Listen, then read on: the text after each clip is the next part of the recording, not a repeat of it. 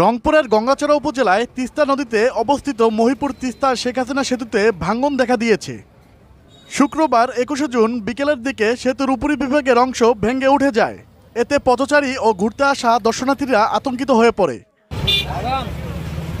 সরজমিনে দেখা যায় ভাঙা অংশটিতে সতর্কতামূলক লাল শালু দেওয়া হয়েছে এবং ভারী যান চলাচলে ভেঙে যাওয়া স্থানটি ঝুঁকিপূর্ণ হয়ে গেছে।